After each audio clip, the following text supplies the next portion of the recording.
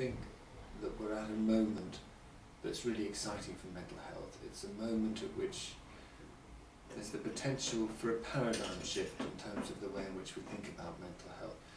Not only have you got the Foresight report and the Foresight programme bringing forward a wealth of really strong evidence about mental health.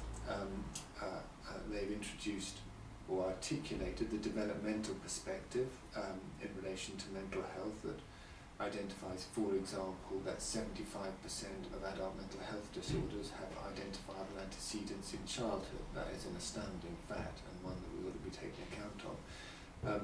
That's been picked up in the government's public mental health white paper, which I understand is due to be published shortly, which is hugely important. I think that what the Foresight report also does is it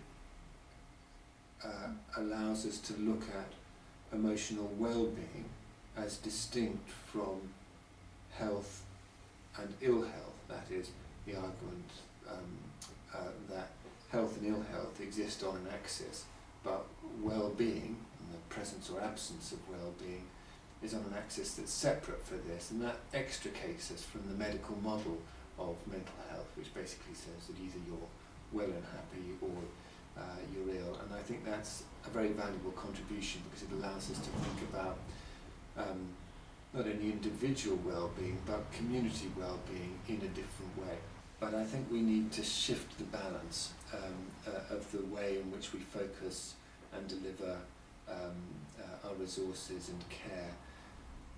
We need to recognise that with the best will in the world, whatever we do, we are still going to have people who suffer from emotional distress and mental ill health, and they need the highest quality services that we can provide for them. Those services ideally need to be delivered in settings that are as close to the community as possible. Wherever possible, we need to be intervening early to prevent the development of ill health, and any more specialised services need to be as targeted and used as sparingly as possible. So that's one end of it. On the other end of the ill health spectrum, I think the logic that flows from the developmental perspective on mental health suggests that we need to be engaging in primary prevention. We need to be not only intervening in early years, we need to be intervening in terms of protective factors such as parenting, such as the built environment, such as education, to reduce the prevalence of mental ill health. Beyond that, my own feeling is that we need to be working to build healthier and more sustainable communities, because I think that that in itself will offer protection against some of the risks of mental ill health. And we need to be helping people to think about looking after their emotional well-being. We have 5 a day in terms of physical health. There is actually a 5 a day in terms of mental health and well-being. You've got to shift towards early intervention, early years intervention, primary prevention, and we've got to shift as well from an individual focus, I think, to a group and community focus. We have a problem in mental health, in fact I think it's a problem in medicine generally, in that we've got a gap between our research activities and our clinical practice, and that is that research, information and activity has surprisingly little impact on clinical practice on the front line. Now that can't be right, and we've got to narrow that gap, and we've also got to develop feedback loops. So there are 2 key elements that I would like to see in place, and in fact there are 2 key elements that academic health science centres are very focused on. One of them is around what I think of as translational education. That is, how you actually communicate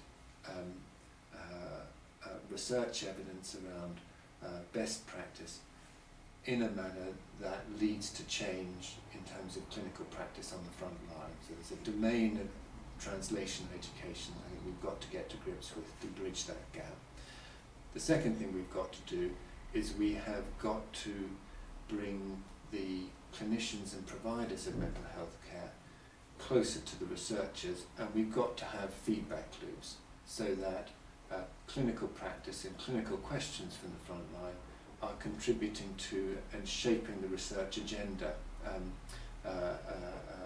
back in the lab, so to speak, so that we have a more virtuous cycle as opposed to one that is at the moment too fragmented. You see, I think we should be about the very best ideas that we have access to. I think we should also be about trying to get hold of the very best people who can think about those ideas and think about their translation into effective clinical practice. Now, I happen to think that the psychoanalytic body of work and theory still remains one of the very best ideas that we have access to. I don't think it should be prioritised for any other reason than on merit, and I think that there's tremendous merit in that body of work, just as there's tremendous merit in the neurosciences, in cognitive and behavioural sciences. But I think we need to look broadly and really work on the basis of our wish to find out, what are the best ideas that we've got, how can we make use of them.